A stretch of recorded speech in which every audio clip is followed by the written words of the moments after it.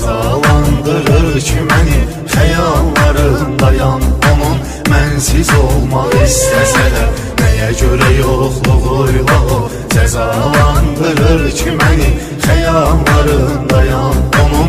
Mənsiz olmaq istəsə də bir neçə günlük gedişi düşündürmür indi məni. Onu özüm kimi tanıyıram, bir gün unudacam desə də o məni unuda bilməyəcək, hər gün fikirləşəcək, məni ürəyinə dərd eləyib canıyla əlləşəcək. O məni hələ çox axtaracaq, görəcək, qısqanacaq, bəlkə də rastlaşmadıq heç, nədir qismət olacaq. İnsafsız, hər şeydən ötürü gəl ayrılaq deyil.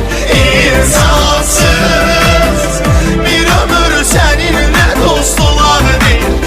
İnsafsız, dayıdır sonra yenə bir qalaq deyil.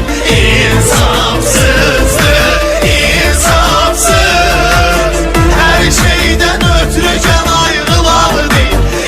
İnsafsız, bir ömür səninlə dost olaq deyil.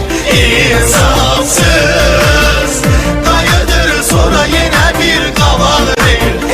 İnsafsız.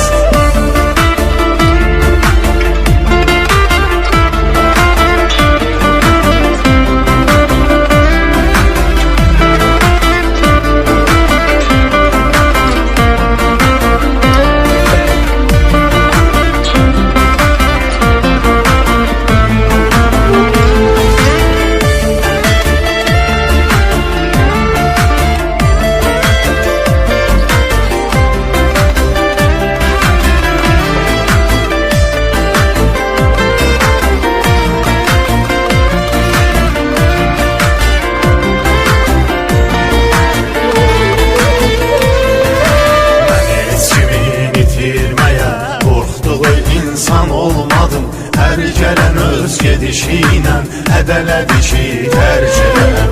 Mən heç kimi itirməyə qorxduğu insan olmadım. Hər gələn öz gedişinə hədələdi ki tərk edərəm.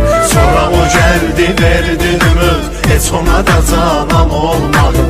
O da hamı etdiyini edib dedi bu şəhərdən gedərəm. Eyni şəhər, eyni küçə, yenə üz-üzə gəlirik. Barışsaq da bizər dəfə elə bil gözə gəlirik. Ona duyub ehtiyac ürəyim, nə qədər kök sötürər, nə bunun əlac